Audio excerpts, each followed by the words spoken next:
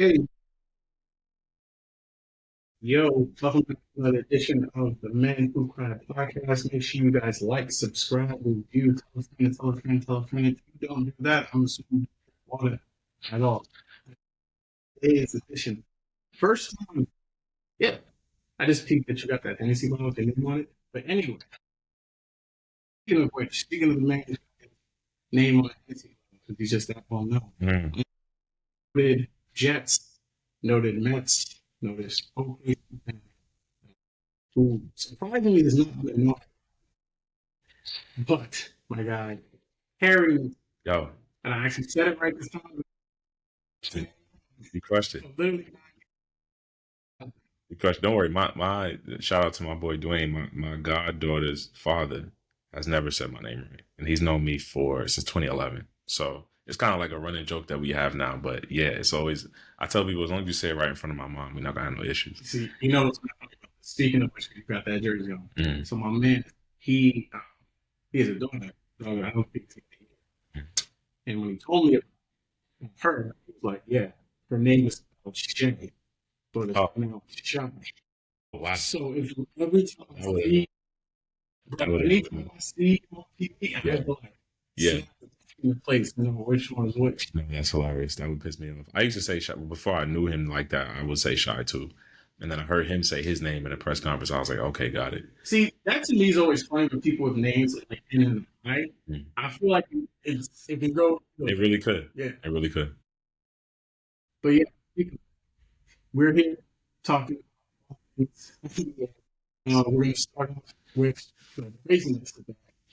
Niggas, Yo, we got three coaches that and it was crazy because I was reading a Ringer article. This was years ago. How it was a year, either 2017 or 2018, when no coaches. oh really? Yeah, this is the first time that's Oh wow. happened like in decades. Yeah, I didn't even know that was a thing. We're like, no coach got fired. This year we got Mike Brown, we got Mike. Oh my god, He's like, that whole that's fucked up, but it's true. is It's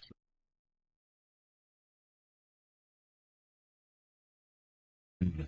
home court in Yeah, the good point. crazy. Um, I guess for you, do you think this is like something new that's happening? Why is I guess these playoff teams firing it? I mean, I don't think it's anything new per se. I think the new thing that I think is the new part of it that I think is an added wrinkle is the tenure of like that these coaches get now. I mean, Mike Malone is somewhat of an anomaly, having been there for so long, but I read something today that said four of the five last championship coaches, or maybe not four or five, but something in that range where it's like almost all of the recent championship coaches have either been fired or walked away within 3 years of them winning a championship. Right.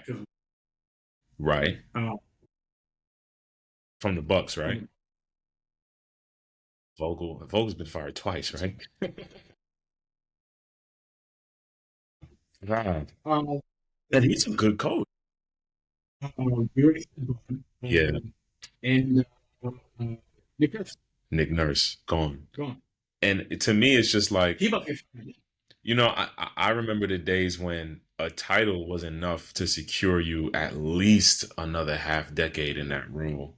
Um, it's just it's fucking hard to do. Like winning a championship in any sport to me should be considered the highest, most infallible achievement. You know what I mean? Like you should be getting the most benefit of the doubt. Because also, this is a conversation me and my boy have all the time when it comes to football. For example, the subject was Brian Daboll, the Giants coach, where it's like who you have a lot of familiarity with. And I'm actually curious to know how you feel about him. Is a little bit of a tangent, but he's a great case study because to me, it's like okay, the the paperwork says fire him, right? Like the win loss record is not good, the player relationships have been shaky, et cetera, et cetera. But to me, and this is a question I think you've asked practically in like another regard, but it's a good point. Like, you fire him and bring in who exactly?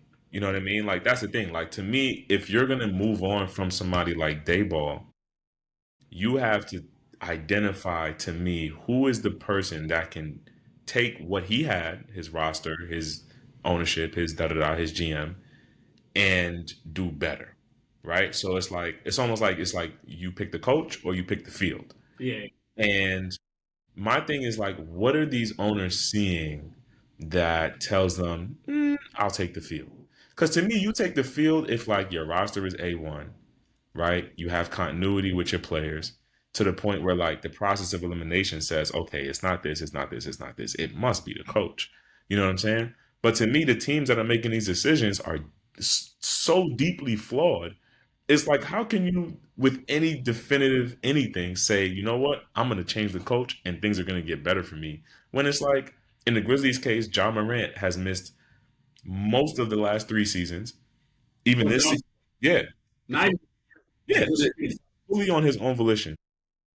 Then even when you look at this season, he hasn't really played like that. When he does play, he kind of still feels like he's reintegrating himself into his role.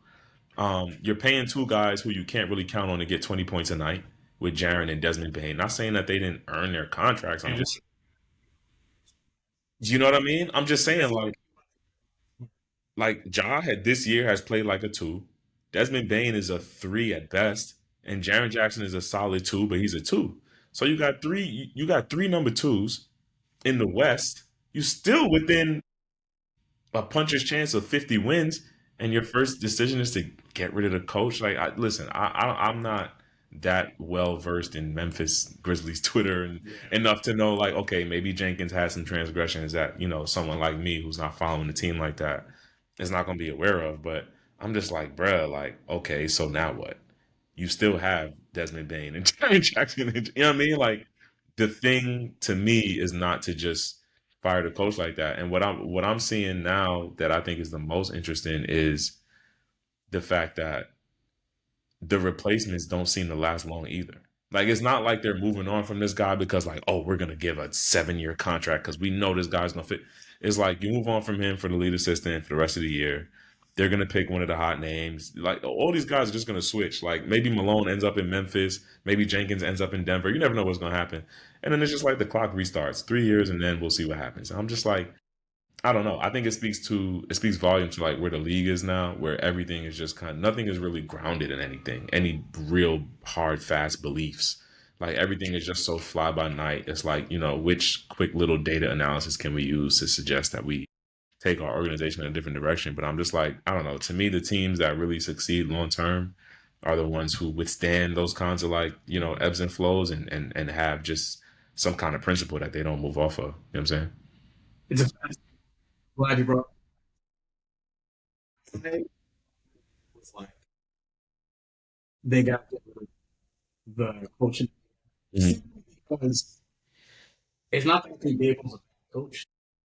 It's the fact that you're going to put these guys in a position, which I think the Giants are doing now, where they can't succeed. Yeah. What were the expectations?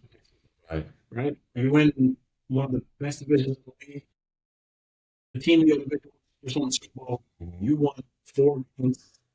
Is 8 games going to be enough to save your job? And you win the COYA is coming up next. Mm-hmm. So you're not even really thinking about the future.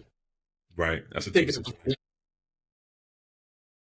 But it's like the West, I think, was just set up for this season. Mm-hmm. 2 teams coming up the West, you're like, we probably are okay. Probably the Giants.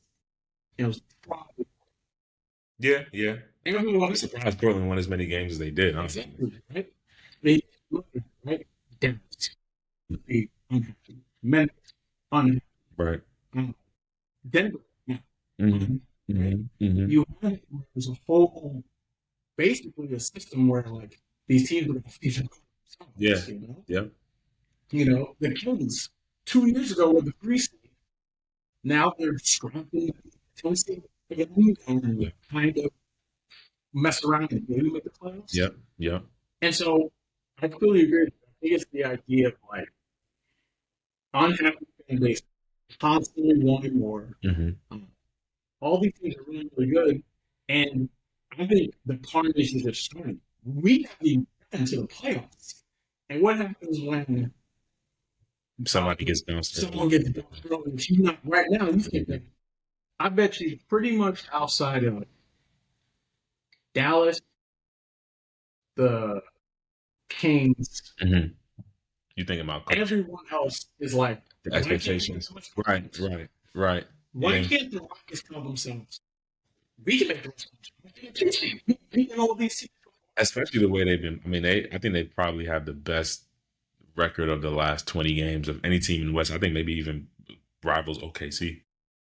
And you just look at it and like people are just so in it for a quick fix. That's why I appreciate teams like Miami I or was going to teams mention. like the Spurs, where Yep. it's like, okay, we're maxing out whatever we got Hmm. because you're in the whole thing.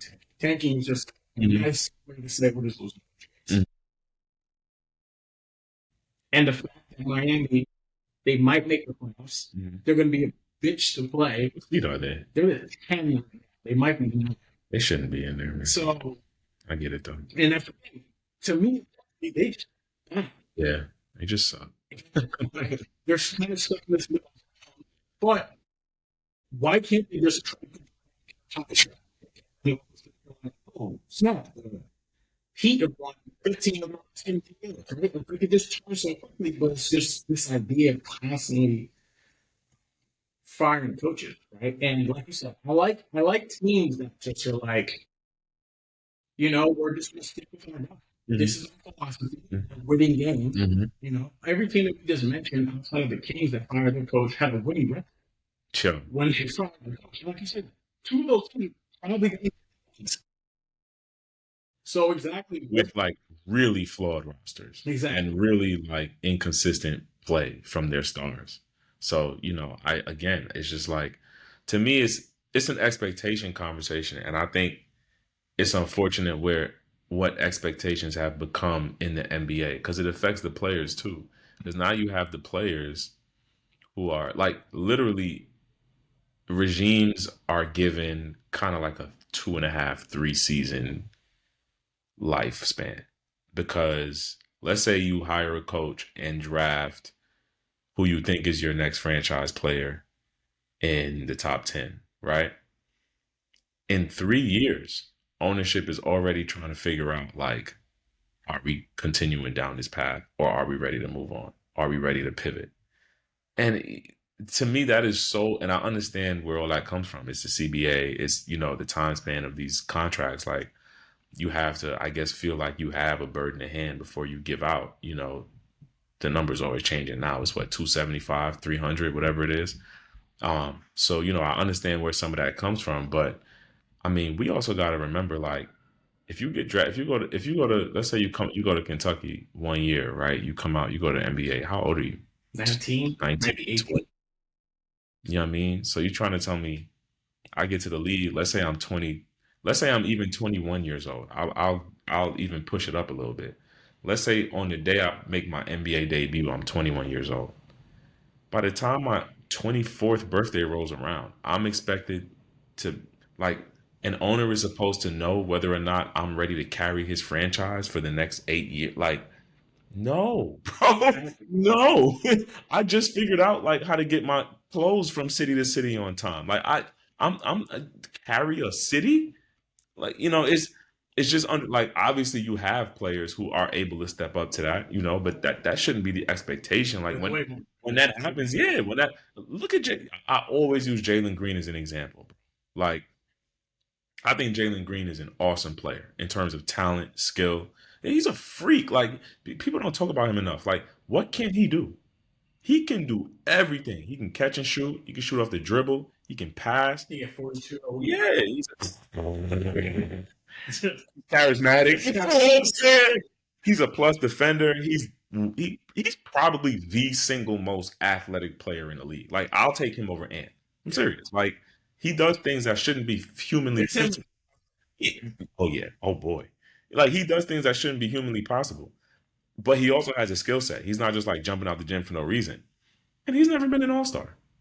He's never even been an all star. Like that dude has Wingstop commercials, celebrity BMs, all kinds of like, and he's never even been an all star. Fucking Al Horford was an all star, averaging 13 points. You know what I'm saying? Like the talent level is so crazy in the league right now, but there's no opportunity to hone it or develop it.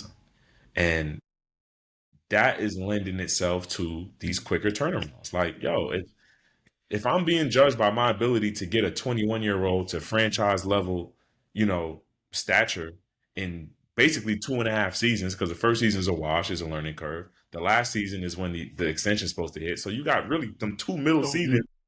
You know what I mean? And it's like everything has to happen on that scale. So you really never get an opportunity not just to evaluate players, but evaluate coaches. And then next thing you know, it's another draft. There's another, you know what I mean? And it just restarts. Yeah, and that's how these teams just end up in purgatory. I was actually,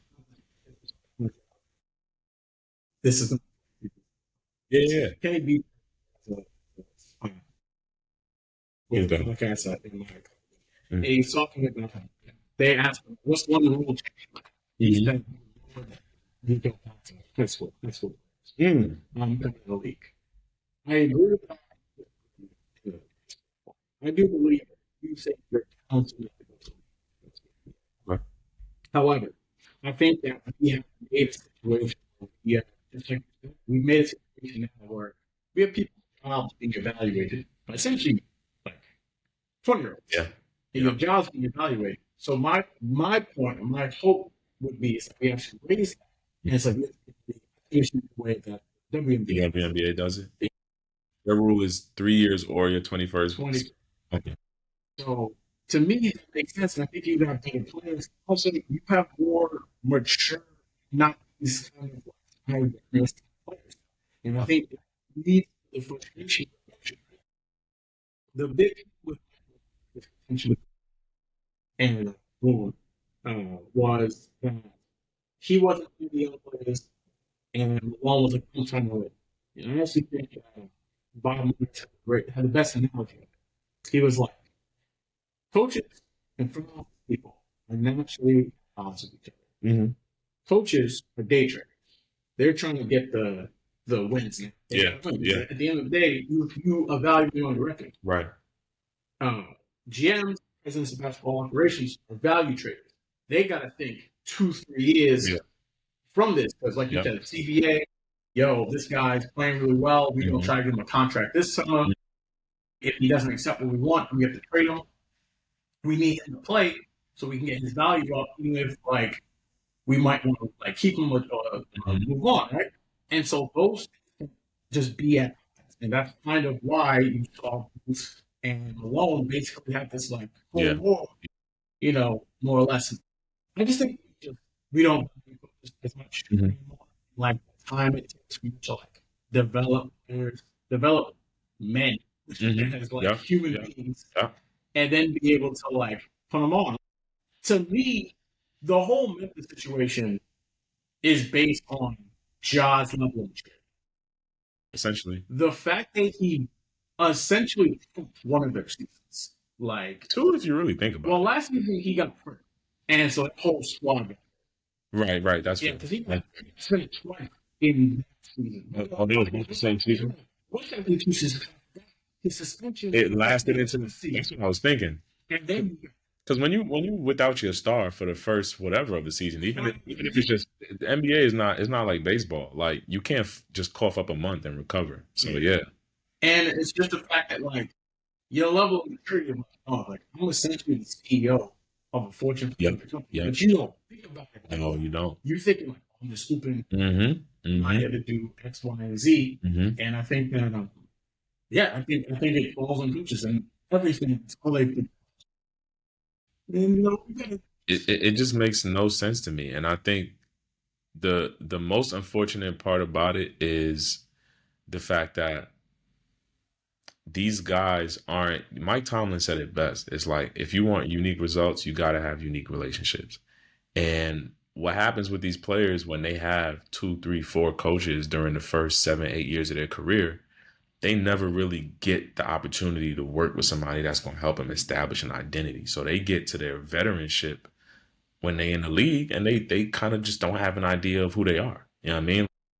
It's really it's tough to watch, and the situation in Denver is going to be really interesting because obviously the Nikola Jokic of it all is gonna come home to roost at some point. But I can't wait to see who they get to replace Mike Malone.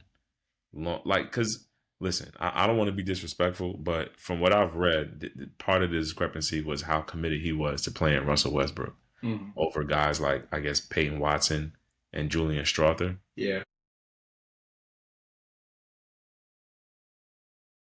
Who?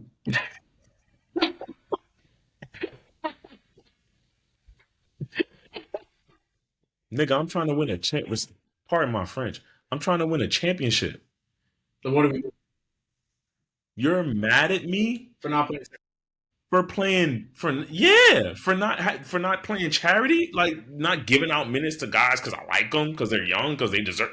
Nigga, like, and look, Russell Westbrook is not nobody's band aid, right? He ain't nobody's end all be all. Yeah. But come on, son. Like, you trying to tell me this team with basically no Jamal Murray, you know what I mean? Michael Porter Jr. just out there doing cardio every other night. Jokic, who can't Jokic can't stop his own nose from bleeding. Like, you could give him tissue and it would just keep bleeding. It's like, he's one of those guys where it's like you see the tweets, the stat muse posts and all that shit, and you're like, all right, it's not that. And then you watch him, and then you're like, oh shit, like he's actually just there, like he's not even trying. So you have that going on. You have the Jamal Murray situation. Y'all let Bruce Brown walk out the door. Y'all let KCP walk out the door.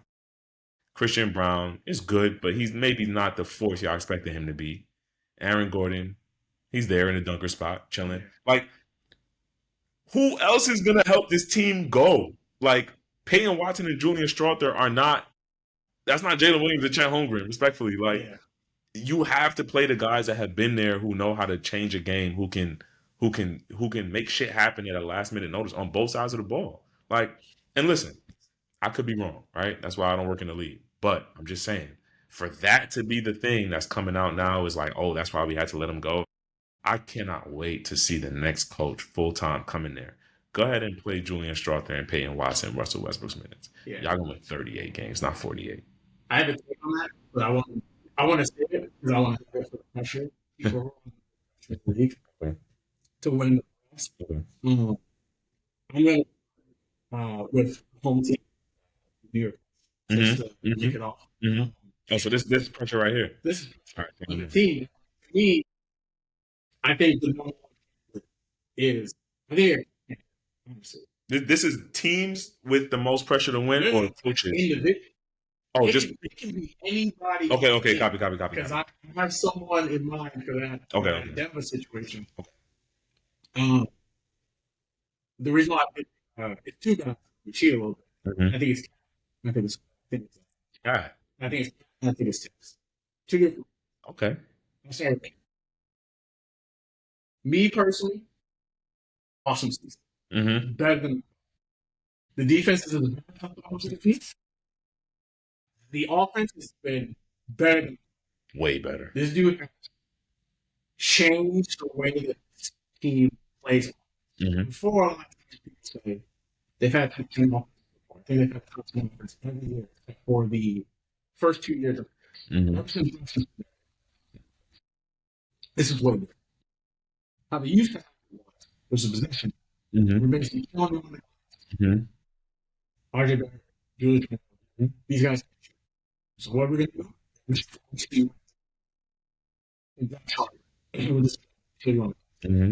that stuff is good. It's not sustainable. That's Cat has made it so that the paint is so wide open.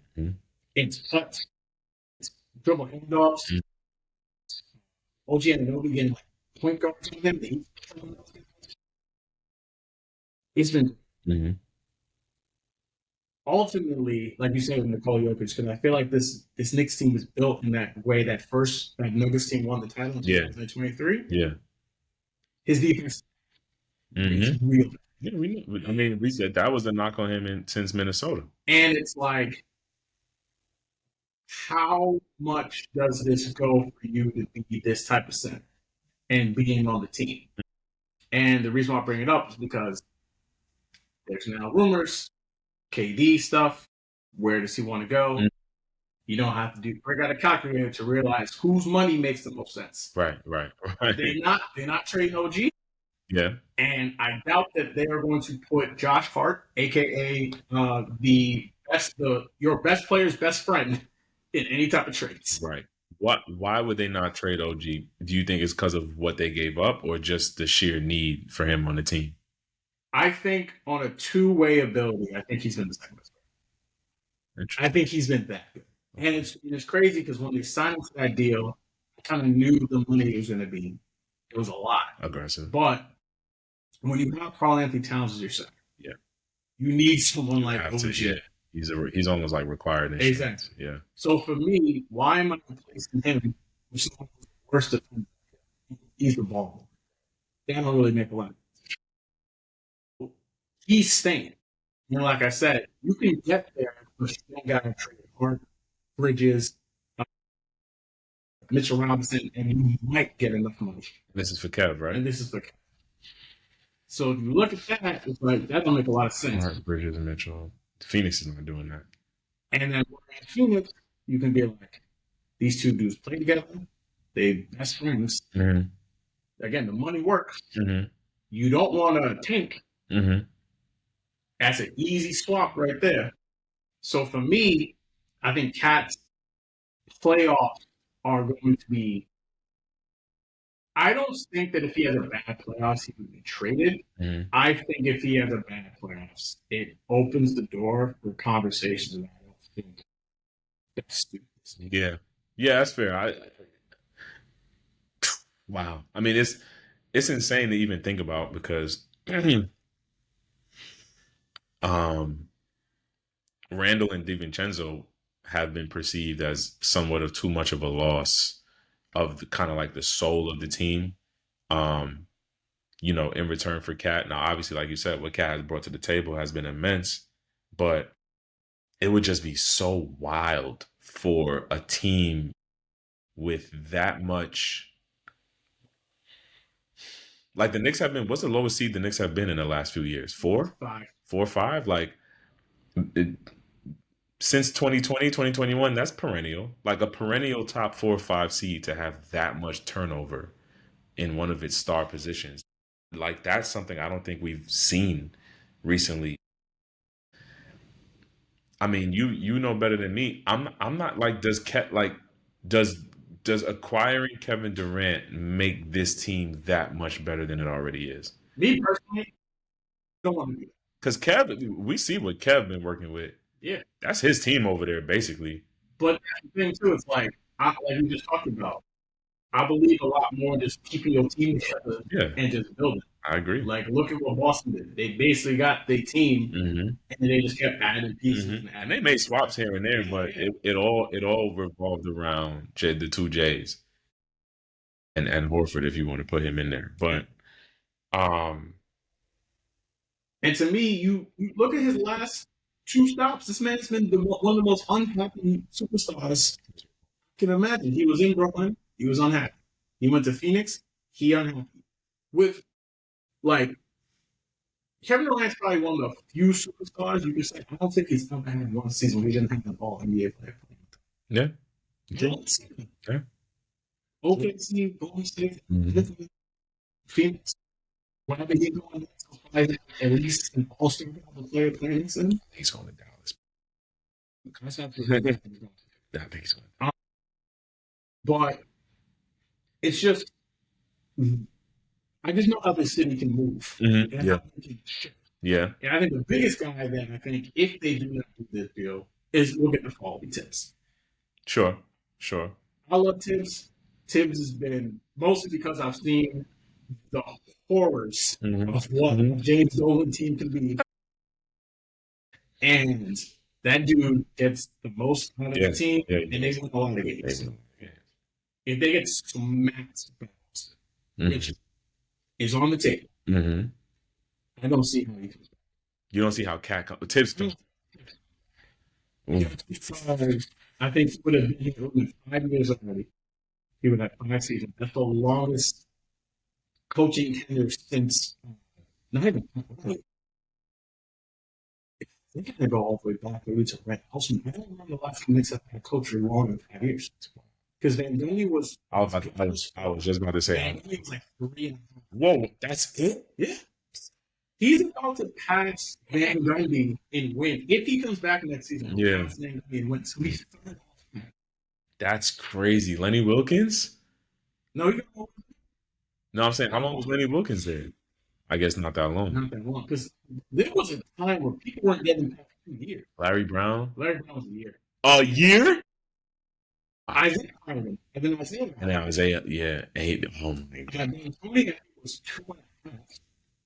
2.5. Did y'all ever have Fratello? Or that was just a rumor? Y'all never had Fratello. Okay. I think I'm thinking about D'Antoni. Yeah. Italian. Exactly. Wow, that's crazy. Yeah. It was Mike Woodson. Mike Woodson. A year. They fired D'Antoni. They got Woodson. And I'm thinking about the interim. The 54. That's what I'm thinking. That season was crazy. Y'all came in. Damn. But then we had Derek Fisher for 17 games. Yeah. Yeah, that Fisher thing was a disaster. Oh my god, I didn't realize that I had so much. And that's my point. It goes back to what we were talking about. See how James Dolan can be when his license. Mm-hmm. I don't want to really open that door again. However, on the other side, if people are like, yo, this, that, and the third, do you really go after who you want to go after? I think he's definitely on one. But I wouldn't want that, but I think this takes me back to the question I had earlier. It's like, okay, you move over from Tibbs. Who are you like? Who you having? Like, who is it? Mike Malone, Queens native. I can see that, but is that a get? Like, do you feel like, okay, I can push all my chips in and say, yo, Malone's gonna do a better job than Tibbs? I don't necessarily think that. I'm glad you asked this question. I've already come off the list. Of course you have. Number one, and I think that he would come with this. I think Dan Henderson. He's not leaving you. I think East Coast guy. East Coast. He can stay in Connecticut. The practice facility's damn near Connecticut. He knows the garden well. He knows the garden. The Hurleys are beloved in this area. Of course. I think it's right there for it to be done. But see, even that comes with like a built-in variable that you have no idea how it's going to play out. Like that leap to the league has killed some of the best college coaches. Look at Pitino. Of course. Some of the Calipari, some of the best college coaches we've ever seen. You took my second choice. Rick. After all this time, you think it's gonna work out? Of course, yeah, we know, but like that shit, it didn't work. Well, here's my thing. It's a 3-year run. He runs goals. You get him. Over Tibbs Tibbs has won in Chicago. Tibbs has won in Minnesota. Tibbs has given the Knicks their best run in 30 years. I want to do any of these things. Right. This is hypothetical. The third guy would be Paul ACS Spoelstra. That's something I've never entertained. Spoelstra leaving Miami. Maybe he's tired. He feels like the Pat Riley thing has run its course. He doesn't have a top. Well, the fact that Pat Riley has been bubblegum and so he has no path to like even a top 40 player in the next. Do they even have dread? They're not going to be in the lottery. They're not going to spend in free agency. He trade or bust. Jeez. Where is your? And that's what Jimmy was looking at before he left. He's like, all right, it's me or who? like you might as well like let's keep this thing going. That's what I'm saying. Yeah, that's interesting. But yeah, you have someone though that's under pressure. Under pressure. Great question. I'm gonna say that's a good question, man. Under pressure.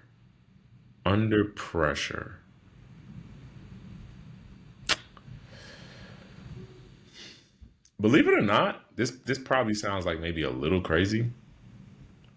I'm gonna go Mark Daigneault, OKC coach. He was telling me that I'm really, I'm okay. I'm not okay. I'm glad I'm not jumping off too much of a um. And this is not at all to say anything about him as a coach. He's an incredible coach. Like I still can't even believe his career path. Honestly, like it's amazing what he's done. But just based on everything we talked about, like just understanding how the league operates, how teams function. OKC has always kind of operated outside of that, Mhm. but it's still kind of, especially lately,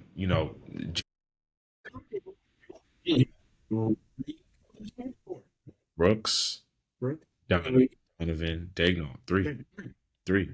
So yeah, like I said, he's kind of resisted the quick trigger thing.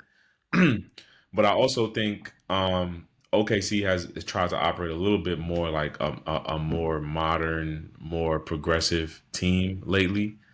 Um, and I think no matter what happens, Dagnall comes back next year. No matter what happens, I don't think it's a situation of perform or fire this year at all. But I think for someone who is perceived to have probably the most job security in the league, I would say maybe between him, Popovich, and Kerr, like no one has more of a perceived like safe job. I could see how in the off season those murmurs start to pop up. Like, okay, we have to pay Shea the entire farm. We traded Giddy because we have to pay Jalen the entire farm soon. And it looks like as long as Chet has a year next year where he improves, we're gonna have to pay him the entire farm too. You can say all the things you want to say about being unorthodox and OKC, small market, medium pace, whatever the case may be. Money talks. And when you're paying three guys close to $1 billion, you better win something. So I think as long as OKC continues on its trajectory, like for me this year, that would mean a minimum of Western Conference Finals. I think he's going to be fine because that provides a nice little springboard to a championship next year if it doesn't happen this year. And as long as he gets there, he's going to be good. He's going to sign an extension. He's going to be the next Steve Kerr. But to your point, let's say the worst happens, right? Let's say OKC faces like Sacramento first round, 4 game sweep. Cool. They start resting on their laurels a little bit. They get a little complacent. And a team like Houston comes in and wins a game that they're not supposed to win. And then Jalen tweaks his ankle. And then all of a sudden, OKC is going home in game 6. Shockingly. That would be a problem. Like, that would be. Mark, you got a second? You know what I mean? Yeah. You know what I mean? So, um, that's something I've been thinking about the last couple of days, and feel like he might be in that, he might find himself in that situation. And the other coach that I'm probably thinking about. Well, here's a player Kawhi Leonard.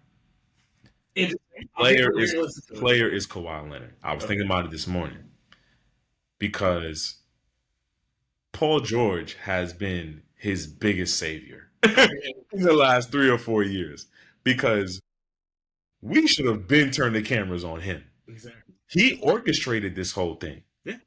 It was him. It was like he made the call. So you're the reason your team had, because he's not there anymore. You're the reason this team had Paul George. You're the reason this team doesn't have Shea Gilgeous-Alexander, right?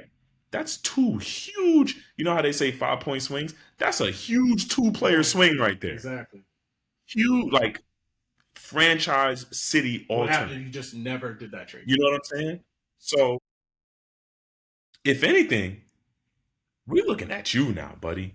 The little English, all these little like, is his career over? Is he gonna play? That stuff is over. I didn't watch you play the last few weeks. You look right. He's putting up 30. He's playing 40 minutes. He's playing both ends. He's jumping up the gym. Did you see him the other night? This nigga tried to dunk on everybody on the team. I'm like, okay, we get it. You're back. Cool. Now show me. Because we ain't forget. 2019 was what, 6 years ago? Yeah. That was when y'all start talking about, it's not the Lakers. We're gonna take it over. We're gonna build our own vision. All right, well now we want to see it because you got James Harden playing like a one. You got one of the best defensive rosters in the league. Zubas has developed into a top 10 center. You got one of the top 10 coaches in the league. You got everything you need. You got everything you need. Let me catch them bounced out in the first round. All them conversations about, oh, is he up there with Kobe? Is he up there? No. No. Let's stop having those conversations immediately. He's a guy that just like he's a guy that fortunately might be a dude of like you had to watch to get Man, because that's a great point. he's a two-time Finals MVP. Crazy. He's gotten two different franchises to a chip, Mm-hmm. and yeah, he's just all the time, and he never talks. I don't know what he's like. I get that's the question too, because it's like he essentially invented the load management term, right? In San Antonio, when it was like, wait, even Popovich was like, I don't know why he's not playing. You know what I mean? So I think part of it is like, yeah, yes, he's been hurt. Like, it's not that he's never been hurt, but it's like he kind of started that. We don't know where to draw the line at. Like, are you hurt to the point that you can't play, or are you just apprehensive of potentially getting hurt, and that's why you're not trying? Like, that's the weird kind of thing that people I feel like have been trying to figure out about Kawhi for a long time. That's also going to affect his legacy. And I think it's a great call because it's like you said. Okay, see, who else are you afraid of in the West? Yep. It's like you can't. Yep. Like the Lakers have a good team. Like baseline clause. Mm-hmm. The Rockets are super young. Mm-hmm. Two of the teams you might face just fire the coach. You're gonna lose to the Kings. Like, and again, like you can beat the Warriors. Like there isn't this team that I think outside of OKC that I think everyone should even have a level of fear. Like there's no Boston in the West. There's no Boston in the West. Like there's so many teams that I really feel. This is why we go back to the whole thing. It's like, well, I feel like there's just gonna be unhappy teams at the end of this, at the end of these playoffs. So many of them can look and be like, we can legitimately win the conference. Kawhi, I think, is a great call just because where exactly does he fall on the scale? Are you really going to? If he has another run with Terrell, he's going to be a player. I think so. That's 3 chips. You assume you won Finals MVP. One for each team, where he was the clear-cut one on each team. That's real. That's real. You can't argue that. So I don't, and yeah, then I can also see a world where James Harden is shooting 4 dates. Mm-hmm. He misses the last 3 games of the series, and got to me like, all right, well, like we're still stuck with this. A good team in the middle. And to me, this is really the only year where they have a path to even make that kind of impact. Because, you know, this was that nice year where you have guys like KD and Steph starting to not fade out because they're still great, but like they're not as dominant, right? You had the big shakeup with the Lakers. So that kind of, you feel like that almost subdued them a little bit. And then the other teams at the top, very young. OKC, Houston, Memphis, these are young teams. So to me, this is like the perfect sweet spot for like if Kawhi, if you got Kawhi and James, if y'all got something to say it now. Because next year, Dallas is going to be back and they're going to be deep, right? Because trade aside, that's still a really good roster, really good coach. Then Houston ball's going to drop. You know what I'm saying? Memphis is going to be kind of off that onboarding ramp and back into the full swing of things. Who knows what kind of bounce back Denver's going to have? Who knows? You know what I mean? Like, who knows where KD ends up? So next year, we could be looking at a completely different landscape in the West to the point where we're looking at the Clippers like, are y'all even top 8? You know what I mean? Like, I did. Like when New Orleans brings back all their guys, Zion and Murphy and McCollum and Murray. You know what I'm saying? Like, we could be looking at a whole different conference next year where just off sheer athleticism and youth, the Clippers are in the back of the bus. So that's why I picked Kawhi, because I'm like, it's not just where he's at in his career, it's where the conference is at. Like, this is your opportunity because, man, next year, I mean, OKC's not going anywhere. Houston is just getting started. Denver's going to be back. Memphis is going to be back. The Lakers are not going anywhere for the next decade as long as they have Luka. You know what I mean? Like the Dallas, it's a lot. Like, look, I just named 6 teams. I didn't even think twice about it. So that's already the plan. So yeah, man, this could be really interesting, and I think Kawhi knows that too. Because I'm telling you, I was watching him the other night. I hadn't seen him like that since like I'm not even gonna say L.A. like Toronto, Toronto. like when he was just on some like I'll take Earth, the ball. yeah, So like I'm gonna take Earth the ball Earth and score. Destroyer shit, where Yeah, it's just like 2 dribbles, 2 points. You know what I mean? I'm getting in the paint, I'm backing down the center. The double comes, I'm spinning baseline, I'm not passing out, like on some real like in the world type shit. That's what he looked like he was trying to be on the other night. So I think he knows exactly what we're talking about. I love it. I'm going with the entire organization. Mm-hmm. I'm going with the Bulls, and the That's a reason good. why is two. Mm-hmm. You got potentially a guy who can be the face of the league, Mm-hmm. making his first finals appearance. Anthony Edwards. That's such a young man. Mhm. You feel vindicated for trading cap, Yeah. and then you have all this flexible cap space. Mm-hmm. Julius Randle has a player option. You might even trade him. Mm-hmm. We'll see what they'll do with Montreal. Dante's been a good player. They can either keep him or move him along. You can see a world where, like, okay, it's all shaping up for the Timberwolves. You know, Tim Conley has an option in his contract. Really? He can leave after the season. You going back to Denver? What? Is he going back to Denver? Oh, wouldn't he be doing? Exactly. It's like I'm not even like 42. Just No, I mean that's full like he used to be in Denver. yeah, no, Won a championship with his players. it's literally just a math equation for a second. You know what I mean? Exactly. And they finally were able to give the team to Aaron. Right, But right. So that thing is crazy. You have Julius Randle on this contract. You might, and I feel like they are, going to lose Nikhil Walker. oh, is he a free agent? He'll be free agent at the end of this year, and not free agent with free agent. Nikhil's gonna get a nice value. This is like I can see a world where the organization kind of like seizes the moment. Mm-hmm. I can also see this spiral, Yeah, and yeah, it only takes so long before you start getting the rumors of Anthony Edwards yep, wants to have a conversation on the direction of the team. yep, Gets out there, then it's the snowball, yep, and you can see it's like the real trade. yeah, It's like this.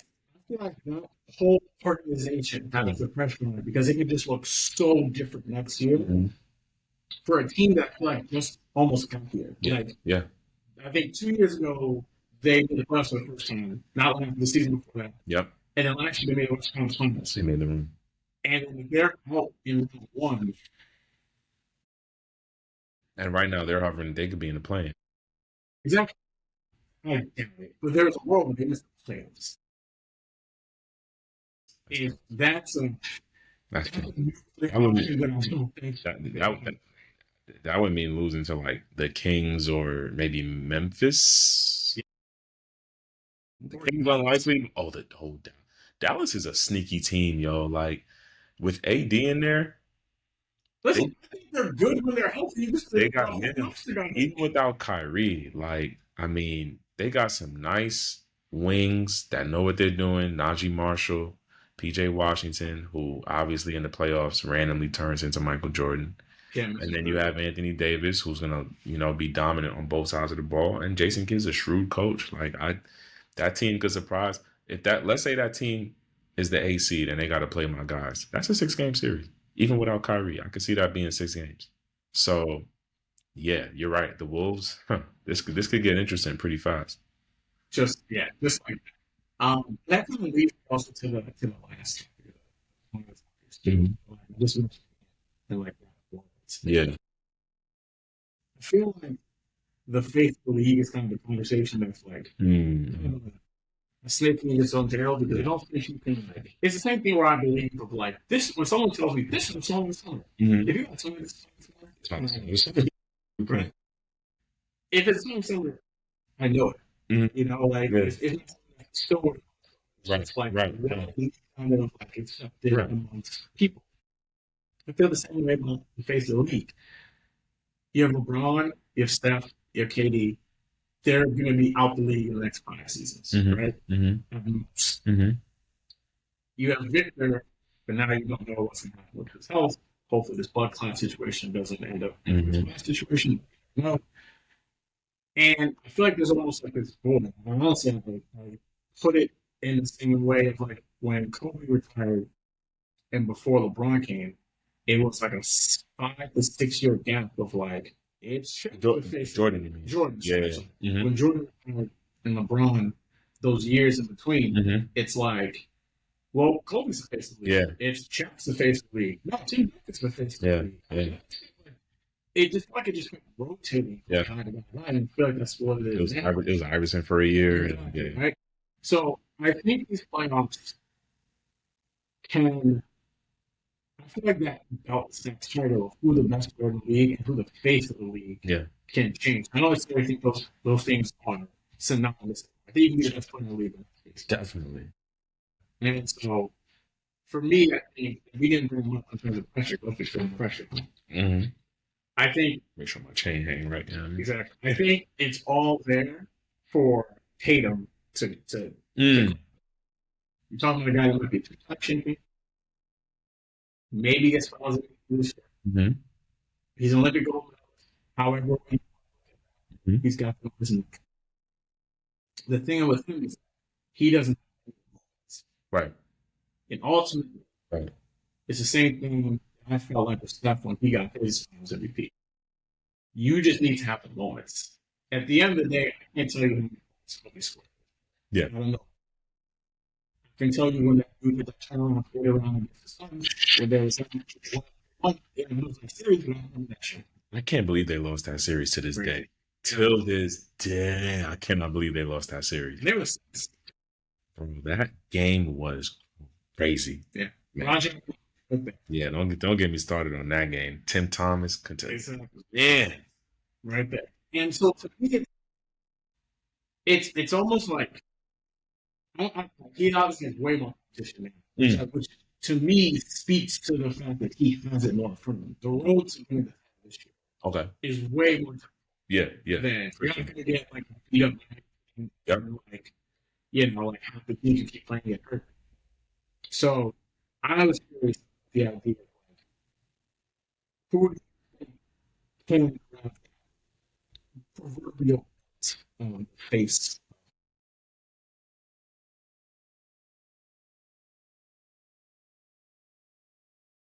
It's so. I mean, it's funny because I feel like there are more options than ever, and there are also fewer options than ever. Kind of, going off what you said. I think the obvious names, the Wembys, the Ants, maybe even the Tatum,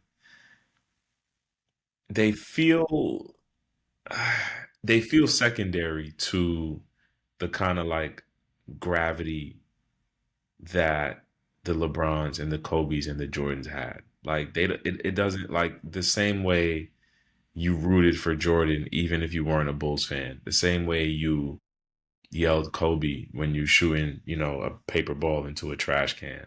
I don't get that kind of like culture defining vibe from those guys. I think Wemby has a little bit of an uphill battle to it because he's not from here. Ant has all of the charisma, but he's not even a top 5 player in the league, in my opinion. So that gap is a little uncomfortable. Tatum is the reverse. You could argue he's top 3, but I mean, he's like a aisle in Walmart. Like he's got everything you need and nothing you want. You know what I mean? So it's so he those guys feel like they missed the mark, and that's why I think it's somebody that is somehow maybe not gonna check all of the traditional boxes, but they're gonna just have that it factor, and you're just gonna know it when you see it. Like, is it Cooper Flag? I feel like that is a conversation that I don't think. I think it's coming. I don't think as a culture. Yeah. I mean, it's to me because we've never had a white player be defensively. No, and black dominated. But also, I don't think we've ever seen. I mean, you can go back to Bird. You can go back to. I mean, Nash wasn't from here, But even but with Bird, it's still Magic and Jordan and right, right, so he opened. Now we weren't really old enough to really yeah, feel it, yeah, but I don't ever think he was so. From what I right. understand, it was kind of like him and Magic kind of shared. Yeah, no, I'm not even thinking about him as a face necessarily. I'm just thinking like, have we ever even had a prospect like Cooper Flag? Like Bird is probably the only person you can really compare him to, like an American white boy who's gonna dunk on you, shoot a three, and also He was like, yeah, like have we've never had that. Um, not in this generation or recent ones. So I think especially when you think about where the way like politically where things are going. You know what I mean? You have more and more foreign born, more and more white players. Coming out of these more formal junkets. The AAUs and the elite. Prep schools and camps and things of that nature. Things that usually are more accessible to folks of a certain, socioeconomic status, as we skew more into that being, the proving ground of the league, a guy like Cooper Flag is going to be a fit the way Taylor Swift was for the NFL. Like, he's going to be able to step in and all of a sudden, Caitlin Clark to the WNBA is maybe even a more appropriate comparison where it's like he's going to step in and a whole massive section of people suddenly have somebody that they can identify with. You know what I mean? Especially if they started watching the NBA in the last, 4 or 5 years, and they're from fucking Amherst, Massachusetts. Like Cooper Flag is going to be your Michael Jordan in 2-3 years. bro. Himself, Oh, could you imagine, no, brother? So you you know, know, what you think? They go. hmm hmm and he strikes me as the kind of guy who is going to do everything he has to do on the court. He's going to have the stature off the court, but he's also going to have that thing that all of those other guys don't have, where it's like, you know, there's just he just provides, like, it's almost like he just builds a house that you could walk into as an NBA fan, especially if you're from a certain walk of life, where I feel like Tate, like it's almost like I don't want to say us versus them thing, but he really does have, he's going to represent so many people who don't feel like they have that person that they can identify with, because Luka's not from here, right? Jokic is not from here. Victor's not Well, from. well, if that's the case, you can't be a good player.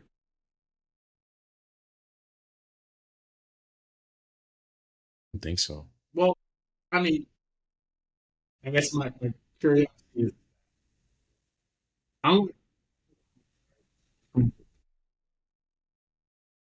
we it's only basically has never counted face of the league Mm-hmm, mm-hmm, because the student mm-hmm, players mm-hmm, both basketball has been the one sport where it's allowed foreign players to come to thrive. And they've never been, like you said, the face of the yeah, league. It's always been Michael, Khari, and Ron, someone in that ilk. And especially say those people, they're all, I can't think of Khari's back to he was also a city kid. yeah, A very specific type of person from a specific type of neighborhood. mm-hmm, And mm-hmm, I don't know if someone like Victor can be the face of the league if we are still solely concerned with the sport. mm-hmm, However, if Alan Silver trying to take this game global, mm-hmm, and we start having more, I don't know what team yeah, big stretch, yeah, but if they are starting this whatever thing they're doing with FIBA, mm-hmm, right? mm-hmm, This European league or um We've already seen the players going and like the Olympics are going to now be a thing Yeah. just because Yeah. again, I'm looking at that France team. Right. Yeah. Right. Um, I do wonder if the face building can be someone who's not from here, or if it will go with soccer. I'm not saying this can be split up leagues, but that one solo, this guy's the best, just it kind of loses its way. Yeah. Yeah. I agree. And I mean, we live in a world now where also like, monoculture doesn't really exist. And I think that applies to the league too. The same way, we think of this big three in rap, like J. Cole, Drake, Kendrick, um, where we're not gonna have that again. Like going forward, like for the next 15 years, we may not even have people to put on a big three or a Mount Rushmore. And I think something similar is happening in the league where like, you know, each guy is just going to kind of be the figurehead of this massively obsessive world where people treat them as if they're the face, but they're just the face for that section of people. We may never have a situation where there's an agreed upon or even like assumed face of the league because people just experience and they consume the league so differently now. Like you got guys who only watch one player, let alone one team. You know what I mean? Like you have basketball because I feel like growing up for us, it was team first, and then we fell in love with players. Yeah, You know what I mean? You always had those guys. Like I used to have a friend who just loved Iverson. Like he didn't root for the Sixers. He didn't watch any other basketball games. He just loved Iverson. But now I feel like that's a way more common way just to consume the league. Like you have all these muses. You got Brunson Muse. You got Ant Muse. You got Shea Muse. And you have all of these bots and super stands and fan clubs that like build these massive shrine like worlds around this one player. Sometimes not even necessarily because that player is great. I think I saw like a Thad Young Muse one day. yeah. I'm just like, what are we doing? So, but I think it does speak to the fact that like people are less concerned with the singular face and more concerned with how much can they pour into the person they've decided is the face. So Coop might wind up doing everything necessary, or Ant or Tatum, they might wind up doing everything necessary to be considered the face. And we just wind up realizing that we live in a world that categorically doesn't support that. Yeah, it kind of because if you look at it, I showed you his career. Yeah, it's bananas. He is a black man, like Yeah, yeah. like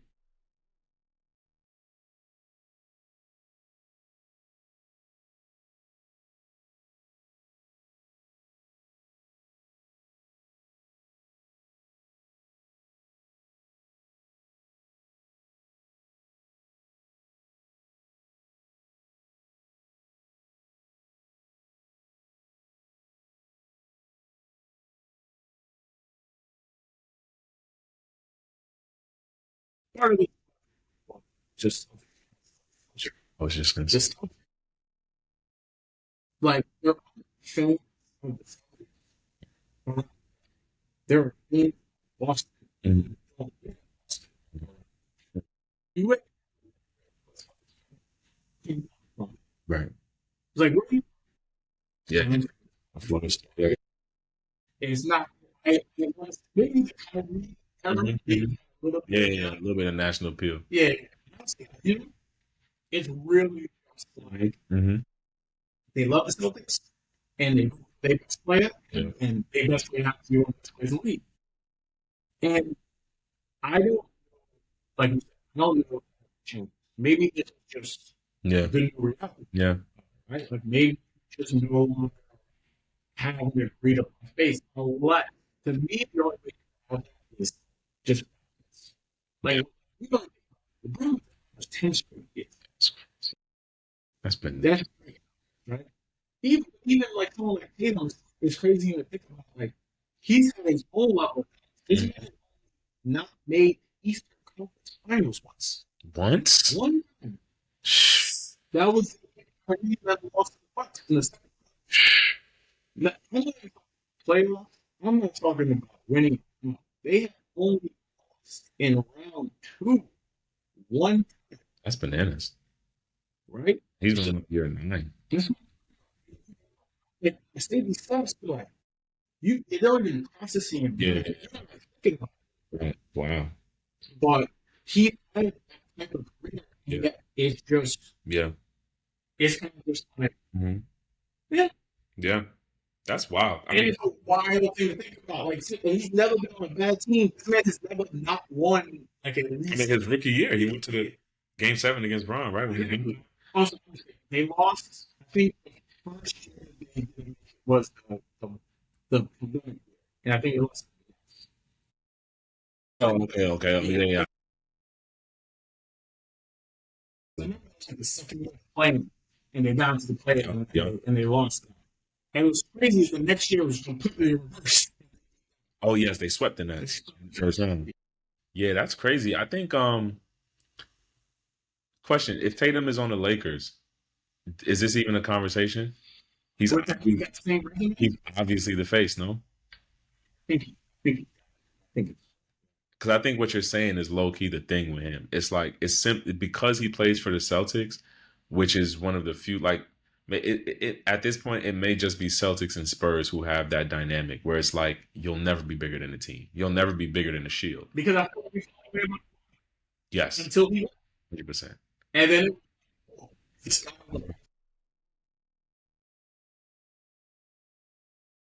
in the game. And LeBron is exactly. He's like, that was 14. That was 2014, I think. Yeah, I think it's the Celtics thing that does him in. Because even when you think about these are obviously two different levels of players, but think about Derek White. Like because I'm an OKC fan, like I probably had way more knowledge of the Spurs players at the time than the average person. But I remember when the Celtics traded for Derek White, I was like, this is not good. This is really not good. Every time we play the Spurs, and this when the Spurs were bad. Like this was the DeRozan years. Keldon Johnson was their first option. His name Murray, DeJounte Murray, Dwayne Dedman. Like, and yeah, yeah. These were some dark years. Every time we played the Spurs, bro, for some reason, it's a 7-point game in the fourth quarter. Why? Because fucking Derek White. And this is when he had the big frizzy hair. He looked like Phineas and Ferb. yeah. And he was running around acting crazy. Like, you could bank on him having like 22, 4, and 4. So when the Celtics, I was like, why are people like, who? Who? This dude about to be a problem. So it just goes to show you, like, even DeRozan, like when DeRozan was on there, obviously they weren't good, but like, what, I don't know if people realize like DeRozan, like I'm gonna look it up real quick. Do you know where DeRozan is on the all-time scoring list? Oh yeah, like he's yeah. Like, Yeah, he was playing like the yeah, but he like and he passed a couple of those career achievements. I think while he went, nobody talked because it's just like he's on the Spurs. It's just the Spurs. Like the Spurs don't have players. It's just the Spurs. So yeah, I think Tatum is suffering from that too with the Celtics, where it's like, dude, like you're just a cog in their wheel. No matter even though you've had the best career of your generation, you're just a cog in their wheel. And I think I think people feel that nationally. Yeah, It's crazy. Yeah. It also doesn't help that Jaylen Brown is more interesting. Even if it's for the wrong reasons. Exactly. Like, why were you signed to Donda? So, what happens on we got it's the last one. Okay. Uh-huh. Hate when dumb have the one.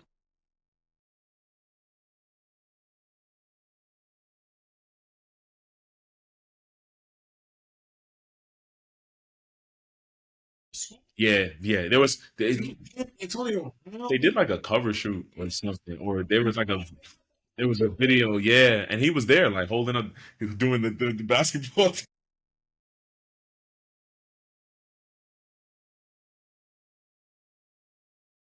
It was literally the whole school existed just for the team to be registered. It's dark. and like I don't know what any kids are now. Like, Yo, a friend of mine who's lived in LA for 10 years, she mentioned that she had two friends who had kids that had gone to that school, and they still talk about it as like the worst experience they've ever had. Not the kids, the parents, like in terms of dealing with the paperwork and calling people. It's like it just it's like trying to find a ghost. It's dark. Exactly, bro. It's like what happened. This is what it's like. If people come out, they're not alone. They not. They not. They gonna beat themselves around you. That's all. We gotta. That's what I'm saying. That's the best way to put it. They're gonna beat themselves around Like you. you gotta believe that. You gotta believe in people. Change people believe they're 30s and 40s. Right. Like, okay, this is just how you are. Mm-hmm. I gotta determine whether or not I want to be around this or this matches my flow. That Donda stuff is crazy. Yeah, so Jaylen Brown made himself more interesting than Jason Tatum, kind of by being a dumbass. But unfortunately, this is America, so that shit works. Apparently, I completely forgot. You know what Jason Tatum needs? You know what he needs? Besides his girl don't pop out like that. He need a BM. Oh, he needs some drama. Like but he's not committed. He needs another one. But I don't want to support that. I love the fact that he's just, you know what I mean? He's doing his thing. He's playing lay low. He take care of dudes. He da da da. But unfortunately, that's what people are drawn to. Like all of this shit going on with Ant is completely ruining his reputation on like The View. But everyone else, he's like a folk hero. But speaking, and this is why we get to the whole thing. To me, if there's any chance of us truly having to face the league, to me it's Ant. And I think it's really because we don't really care about that stuff if you really like some people will care. Like bro, we just had again Trump in office. The room don't really need to make any sense. So it's like if he got 3 BMs, but he dropped 40 in the finals. Like this. It's Jordan. Exactly. Jordan. That was what people liked about Jordan because he was your drunk uncle. Like he was going to do what he wanted to do, and then when it was time to perform, he was going to do it better than anybody. Like that's something people can relate to and aspire to. So yeah, and that's why I'm saying Tatum, he just does everything right. That's not the American way. You got to do some fucked up shit and then redeem yourself. Now we got a narrative that we can buy into. It's like about Jordan's arc because we weren't really around to know what's happening. But people really still him Atlantic City. Playoff game. Yo, that was the knock on him. It was like went to a casino and then went to a game. Gambling addicts, like real addict. But I forgot that was a 55-point game on that. He's crazy game for nothing. So it's like, okay. That's the type of shit you got to do. And it's like LeBron was almost like this family man in kind of an indirect way, where like he basically never really got caught with anything off the court. And so now it's like, where does now society want to swing it all the way back? Where it's like, I just care about what's on the court. I don't care about what you do off the court. Or do you want that to kind of continue? You know what I mean? Like, so that's why I feel like he's got the best opportunity to do it if he wants it. The question is I think in his mind, he's like, I don't really need this. Yeah. I got all the stuff I want. I got the contract. Right. I got the sneaker deal. Everything. I got the Sprite commercial. I got the 4 BMs. Why do I need to do this ambassador for this league? Right.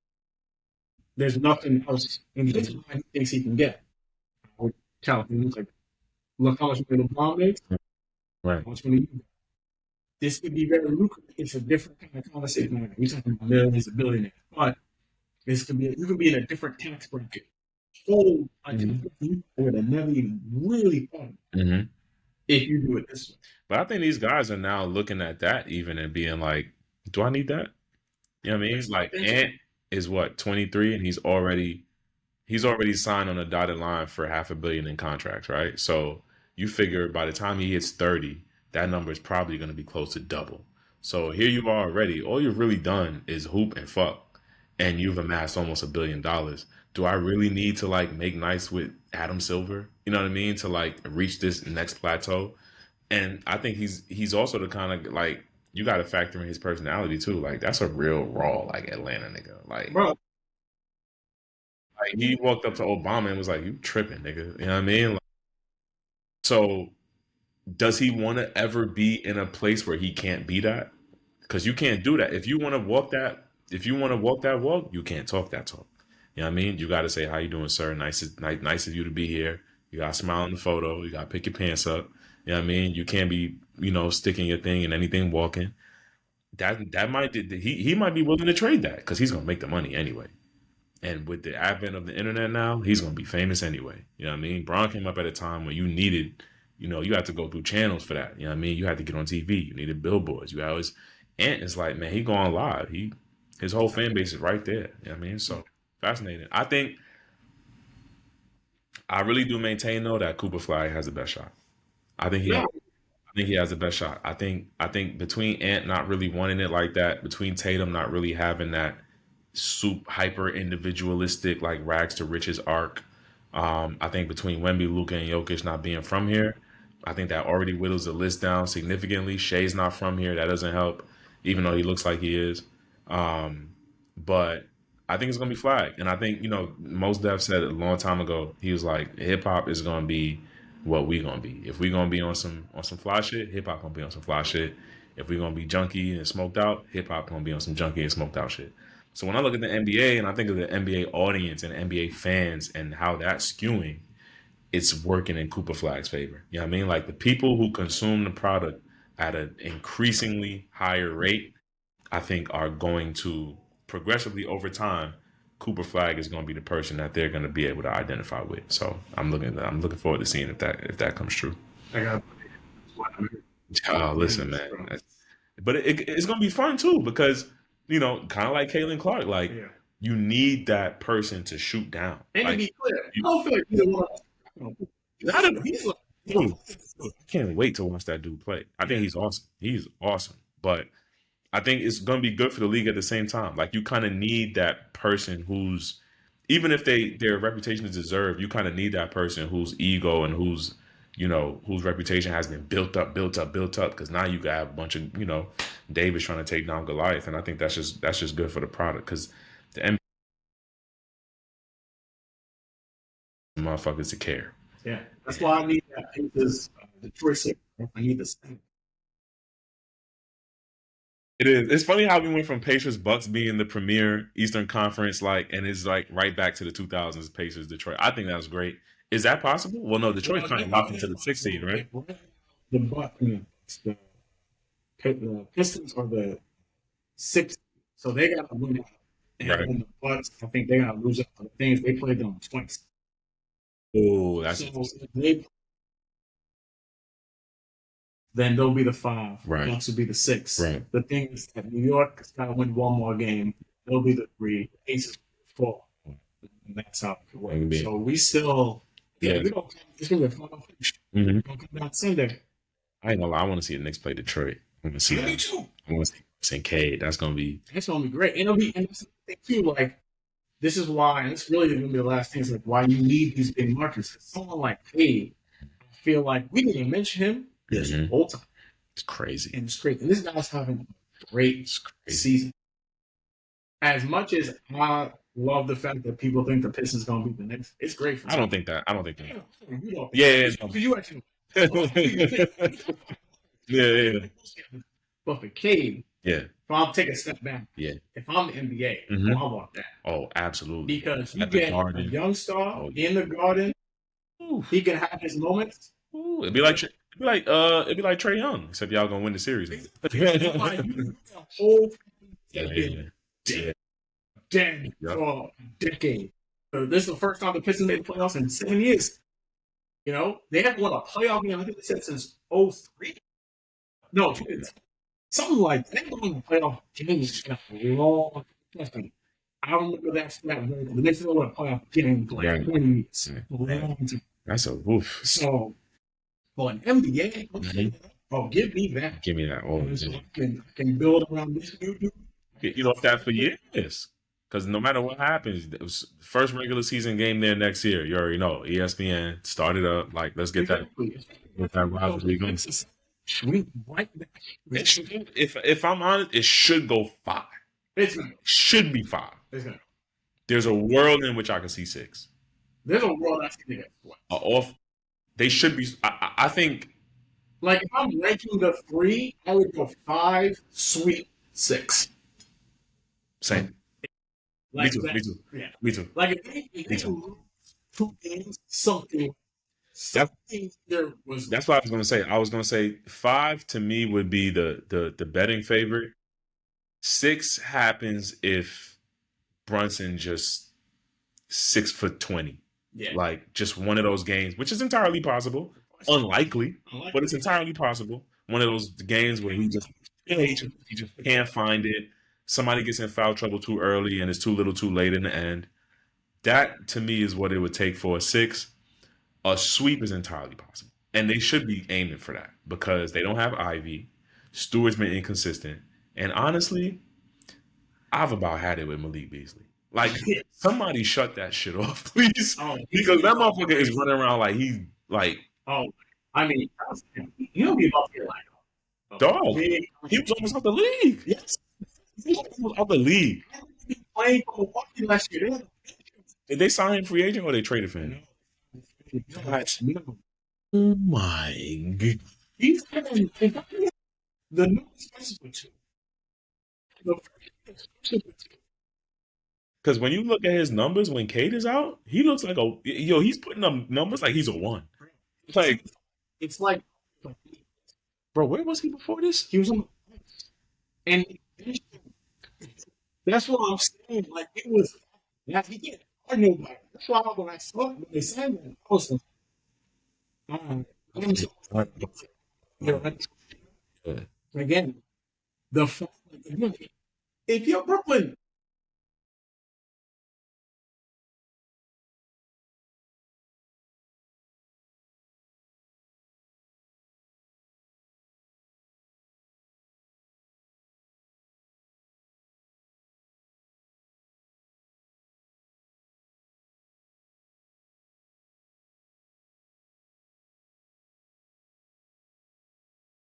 Been $2 million. And if I'm playing Bron's agent, I'm like, give me $1 more than that guy. look, he got to be it could be all but it's Yeah, Randall. Nikhil, Beasley, him. Wow, that Wolves turnover could be scary.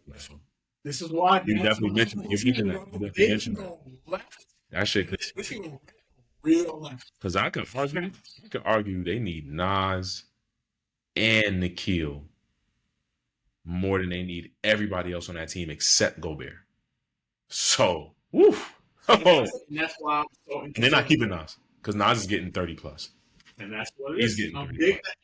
They're not keeping Nas. Yeah. He's like 25. And he from around here. Brooklyn's like, I was just about to say it. He's from Jersey. If I'm the Nets, I already sent an offer to the agent. Yeah. Hey, whatever day is that, whatever day after y'all last day, I'll see you then. Yeah. Good. Let me make sure I stay on theme. Yeah. Men who cry. Exactly. Men who cry. Man, just yo, let me get the camera real quick. I know I don't got my mic. I know what's going on. It's only going to be, let me see, how many games in the first round? 4. 4, 8, 12, 16. You only got to watch it for 16 more games. I'm getting too annoyed with us. Nah, all jokes aside, I think first round's a sweep no matter who we play, unless it's the Mavs, because they got the voodoo or whatever. I hate it. I'm looking at that Clipper series in a second. Yeah. I would love. I mean, just the storylines are so abundant. I mean, just from a bet. You know what I'm saying? No, wait, you mean in the playoffs? We played Russ and Harden in 2020. And it went to game 7. And Luke got blocked by Harden. So his storyline is crazy. Yeah, bro, that shit was crazy. Shea actually hit the game-saving 3 in that game, and then we lost. But you got, just from the basketball perspective, think about the mid-range game we get to watch between Kawhi, James, and Shea, and Jalen. So that's just the basketball part of it. Then you got obviously the trade, right? But then on top of that, Harden coming back. Then on top of that, my G, this is going to be the last year. Like I said earlier, this is the last year we're going to be talking about the Clippers. This is the last year we're going to be talking about the Clippers. When we talk about the Clippers after this, it's going to be, oh, is there somebody they can get that will make Kawhi stick around? We're not going to be talking about them like, oh, can they win the conference? That shit is out after this year, this month. You know what I'm saying? So I would love, like, that second round series to me, that would be my finals. Just the way last year, like the Mavs series was my finals. Man, that would be my fucking finals, bro. Cause that would be so amazing to watch. And I would just want to, like, you know how they got the little Manning cast, or you got the. I don't even want to just. I just want to see what Paul George is doing. The whole series. Just get one camera. Yeah, just get one camera on him. Because Paul, you want to talk about missing out? That's both teams. They scheduled to play Denver. So actually, watch going back. Oh man. Yo, this is gonna be so much fun. But yeah, man, it's OKC. We didn't talk baseball today, but you already know what's going on. Yeah. You already fucking know what's going on. It's mad early, best ERA in the league. You already know. Still missing 2 starters. But anyway, man. Nah, shout out, man. Who cried, man? I'm out of here. Yeah. I appreciate it. Like, subscribe, review, do all that good stuff. Do it on.